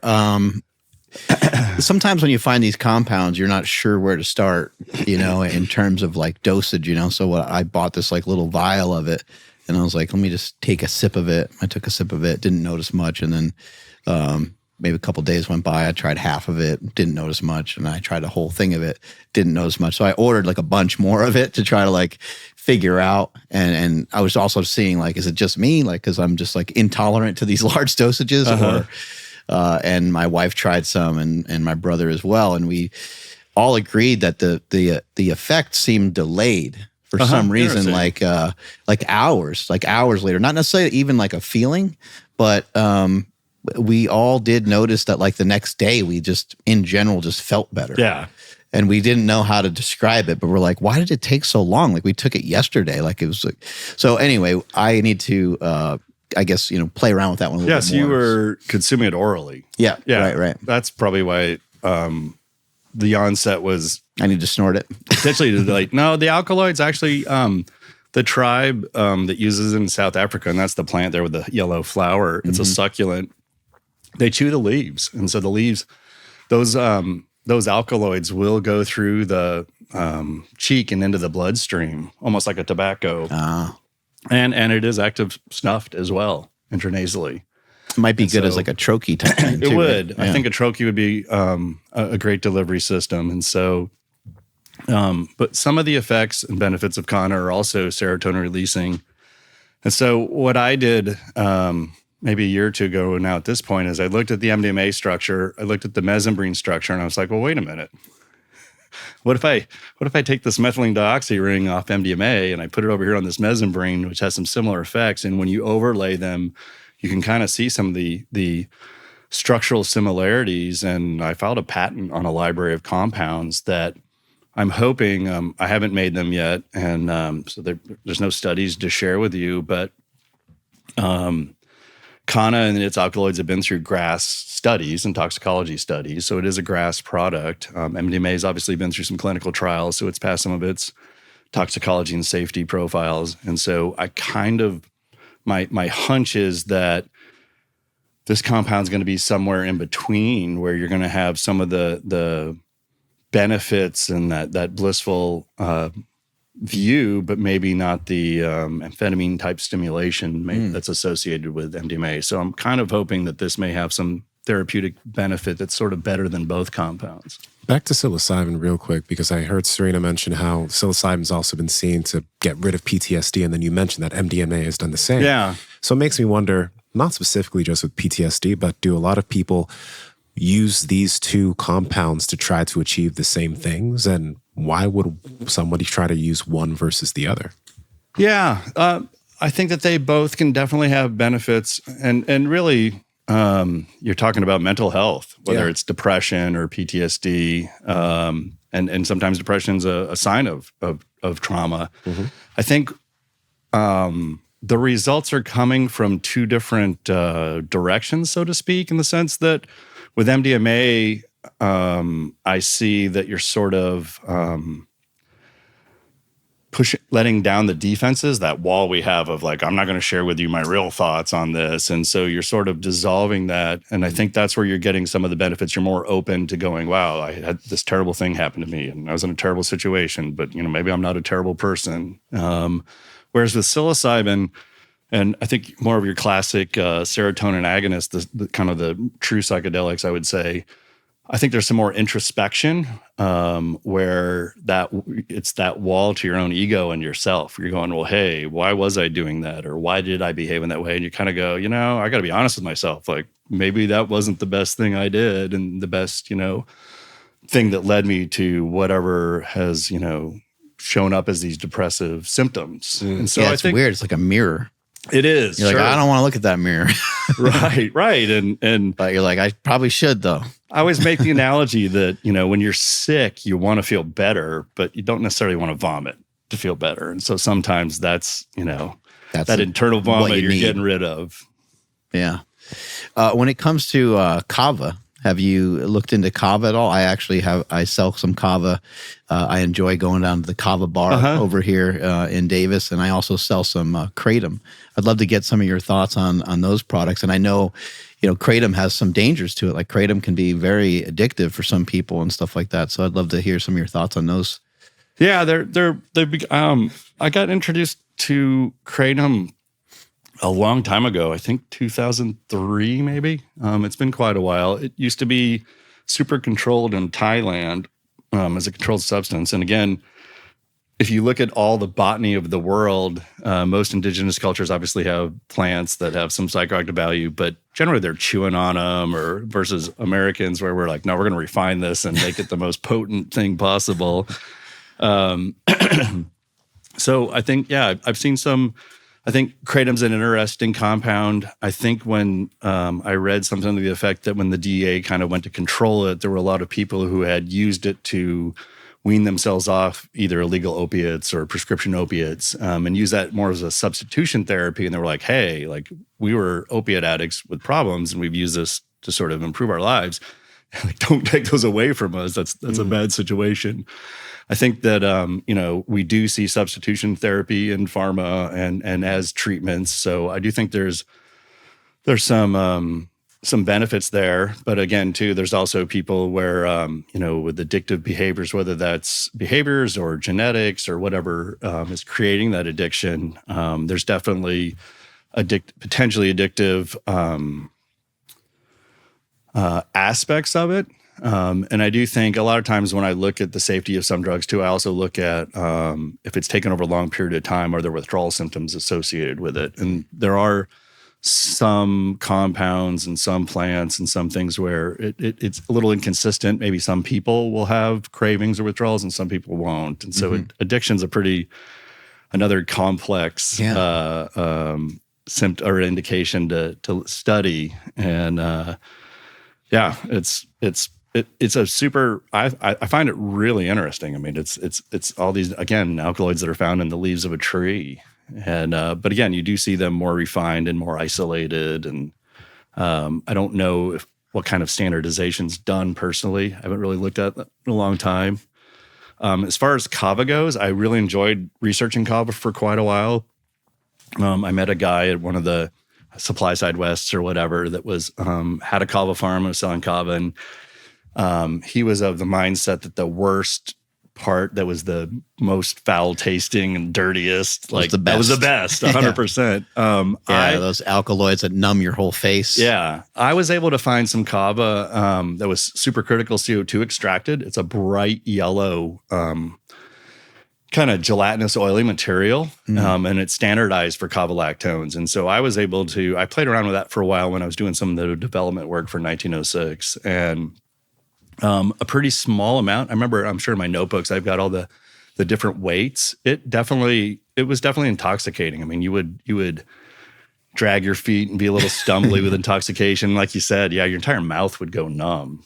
I mean, that's an interesting feeling. I feel like it's a, I think it's great to have options. You know, I know people like to joke a lot about drugs and stuff like that, but let's just face it, we're all a bunch of drug addicts, you know, like caffeine, alcohol, Sure. you know, marijuana, like whatever. Like people have, not everyone does drugs, but a lot of people do some form of some of those things I just mentioned. And it's just nice to know you can go different routes. Yeah. You don't just have to drink alcohol. And I think alcohol actually is amazing in the way that they have figured out so many different delivery systems of alcohol. So many different, you know, you have beer and then you have your hard liquor and you have wine and you have all these different.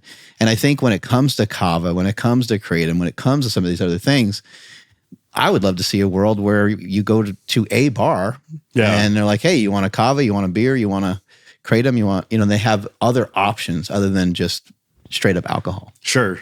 Yeah. No, and I think you see those things in other cultures. I mean, I think that if you look at Khat, it's controlled in the United States. It's super, I mean, you hear about it a lot in Somalia.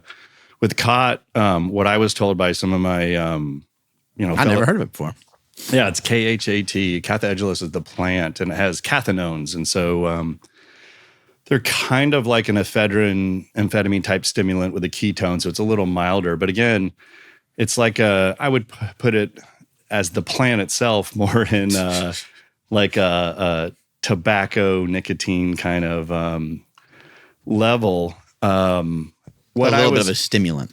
Yeah, for sure. And so what I was told by one of my friends that was an anthropologist and ethnobotanist is she was in Somalia, and what she explained to me was that sort of your tea time in the afternoon there, you would go to a business that sold Khat. They had these bound up twigs with leaves, and you would start chewing on them, and you'd have a little lift in your mood. But what she explained to me was that when you were in this building, that a lot of the social classes went away while you were chewing Khat and socializing. And so that, you know, somebody who was really wealthy and somebody that was maybe a laborer could talk to each other in that environment because you were both sort of chewing your Khat, enjoying yourselves and taking a break in the day. And so she said socially, it was a big deal. I think where it became a problem was, you know, the United States had Marines in Somalia for a while. And I think there was fears of maybe some of this coming back to the United States on their return. And at the same time, Rolling Stone did a really good article. There was a chemist who had found methcathinone, which is sort of an analog of some of the compounds in Khat, started making this designer drug and taking it and became addicted to it and was kind of over consuming it. So there is an abuse potential. And I think there was some correlations made between the synthetic purified compounds. It's no different than, you know, I'm a fan of Dennis McKenna. He's an ethnobotanist that's currently up in Vancouver. He's talking a lot about the coca plant right now, that like in the native areas, the Andes, where they're chewing it for, you know, helping with altitude sickness and stuff. It's not a problem. But we all know that the more it's refined and flown, you know, to the United States, it's a whole different compound. Changes it completely. Yeah. Is there anything that's exciting you as far as compounds right now that's like new or different? Yeah. Oh, I mean, that's what I do every single day. Yeah. I mean, my morning coffee, which I don't have, is, you know, looking at what's the newest drug, like whether that's... we have so many people on the show that talk about so many different drugs, and then they're like, I don't touch coffee. Yeah, exactly. I've never actually had a cup of coffee in my life. Wait, really? 100%. Yeah, I was in the Army when I was really young. You've never been curious? Yeah, I was. I was in the Army. I was freezing cold. It was in the rain. I was super young, and this guy goes, grab a cup of coffee. And I went over to this big metal tank and took a sip and spit it out. That was the most disgusting thing, and never picked up a cup again. That's great. Nice. Yeah, so I think, I don't know, I should be able to do some kind of study somewhere. I don't know what it is, but yeah, no, that's what I do every single day. I read about what the next, you know, health benefit is. Typically is my focus. I'm really interested in longevity. I enjoyed the time I did working on psychedelics and handling them, seeing the patients. You know, obviously major depressive disorder is a terrible disease. Yeah. But I personally don't know somebody with it. I still find, you know, obviously it's got a lot of value, and I understand it. And being a veteran, having family members in the military, I want to see our military taken care of, which is not always the case. Yeah. But my personal biggest focus is longevity. I mean, everybody I know wants to live longer. So, when you look at those potential drugs and potential treatments or devices, that's of interest to me the most. And that can come in, well, anything and everything that helps improve your life can contribute to longevity. Could be even just getting a dog. Yeah, exactly. Right. I mean, there's like, there's drugs, but then there's also like just having a cool life. Yeah. Having Exercise, fun stuff to the do. Sunrise. Having things to look forward to every single day. Sure. Things like that. Yeah. Yeah. Are you aware of Brian Johnson? Have you seen? I have. And he's got the Netflix documentary. And I mean, what's kind of your take on longevity in general? Like, you're just seeing so much information being kind of thrown around about it. A lot of stuff circulating on social media. Probably some of it very positive. Probably some of it maybe not so much. Guys like Dave Asprey, who I think are, Dave Asprey, in my opinion, is like a pioneer in the space. And he's been talking about these things for a long time. And now we hear everybody talking about mitochondria this, mitochondria that. Is there any, is there anything to be cautious of in some of this? Because it seems like, methylene blue and a lot of these other things are things that are supposed to make our mitochondria more efficient. Is there anything to pay attention to there? Can you make your mitochondria too efficient or anything like that? Yeah, Brian Johnson's obviously interesting. He's in the media now a ton. He's on my watch list. I haven't seen the documentary. I'm certainly aware of it. I know of him and some of the people that interact with him. I think that as every topic, longevity is a complex topic. I mean, because I don't expect you're ever going to see a single pill for sure that's like, oh, there you go, there's your anti-aging pill, because we have all these different types of systems in our body that they're working in different ways. I do think things that we don't necessarily talk about too much is some of the interventions that are increasing your health span may not be necessarily, they may be accelerating aging depending on how you look at it, by adding growth, by adding more muscle mass or increasing your growth, you might be actually accelerating some of that aging. But at the same time, I think if you're looking at, you always hear I'm going to live to be 200 or whatever that lifespan number is. My personal focus is on that health span. And I think Peter Attia covers that pretty well, where he talks about, the people that have the best health span are sort of the people, like they're all, whatever groups getting heart disease, the people that can push it off the longest are going to have, the healthier overall health span. And so, growing up in the Midwest, that's, was the hotbed of heart disease at early ages, heart attacks at early ages. A lot of it was diet-based or the different types of fats in the diet. And so, like you said, lifestyle, having a dog, having friends, good social life. I think for the three of us, I got a remedy for us for a longer life. Get a sex change, get a little shorter, and weigh like 160, right. 140. And we'll probably live longer. Be a small wound. Okay. Yeah. It's just interesting, right? Women tend to live a little longer. Right. There's a lot of people that don't even seem to care that much about longevity. They just kind of go through life and they never really get too large. They never really gain too much weight. There's a lot of centurions that are, just, I guess, like sort of living their life, but they just happen to be very small people. And so it's just easier for them to live longer, I think, in some cases. But, guys that weigh 220, 250 and so on, I don't know. I don't know how much, how if you can live to be 110, 120 that way, but it would be cool if you could. Yeah, it wouldn't surprise me. I do think you'll see some more personalized medicine. I do think you'll see some more interventions based on genetics. I think that's some of the stuff you're seeing with Brian Johnson and some of the other people that are sort of in his circle. Some of the genetic drugs that'll alter some of the genetic processes to make improvements. I think that'll be more common.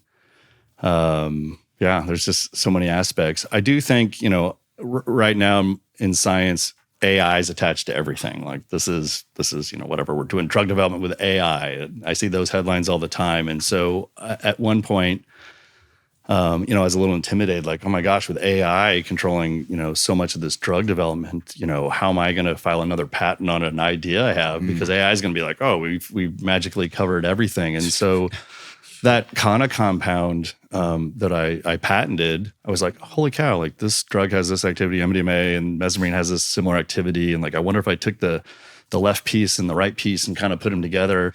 I thought, oh, I'm sure I read about it every day. AI's probably got this figured out. And I had my patent attorney do a search and he's like, this is a slam dunk. It doesn't exist. Stupid And AI hasn't figured it out. Exactly. It's a little slow. It's not going to be able to catch up to Justin Kirkland, that's for sure.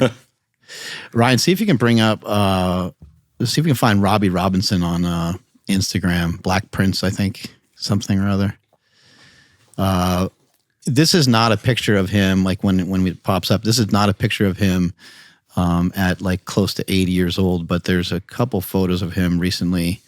They're only from like 2-3 years ago, so he's still like, look at that picture. Uh-huh.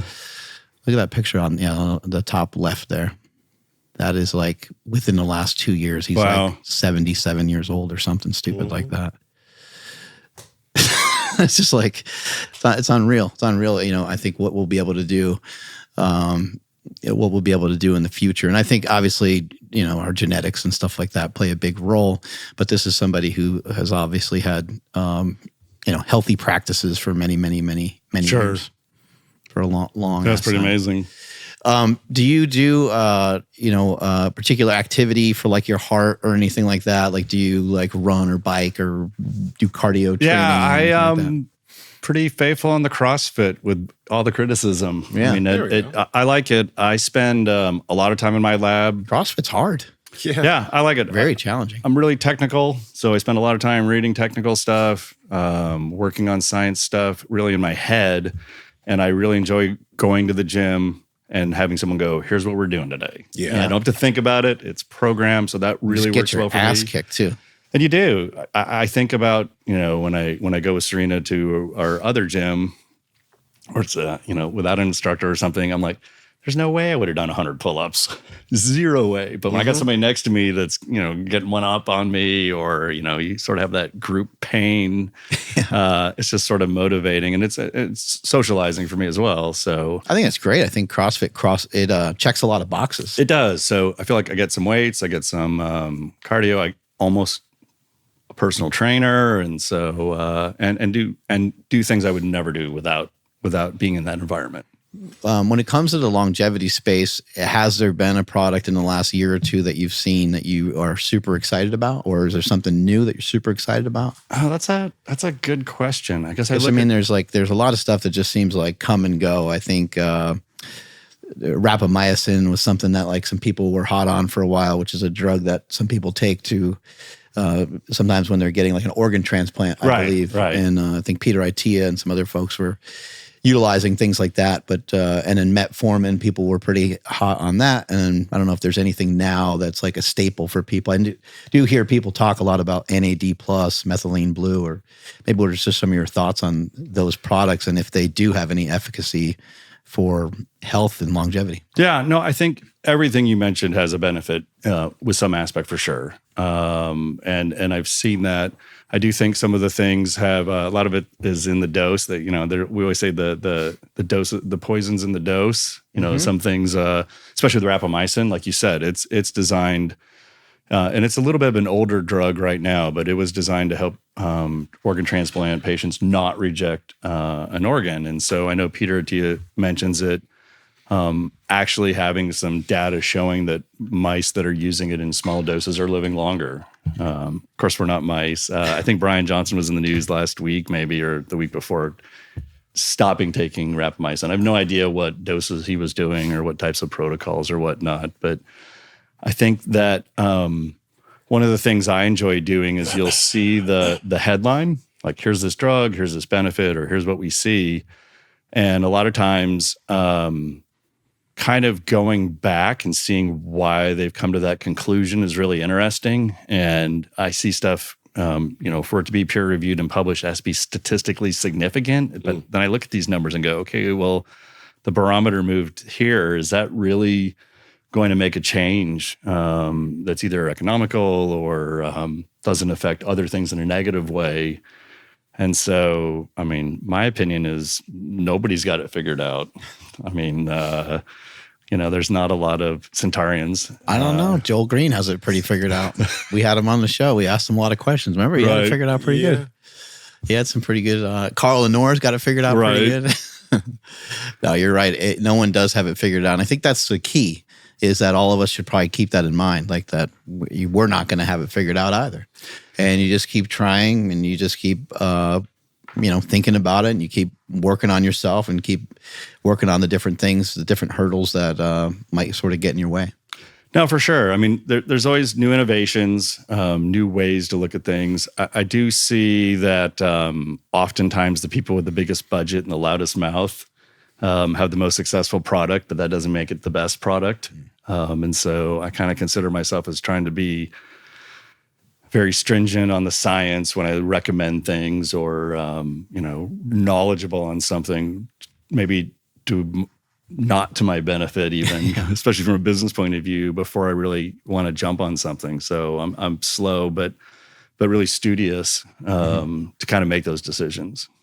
Awesome. Thank you so much for your time today. Really appreciate it. Yeah, awesome. Thanks so much for having me.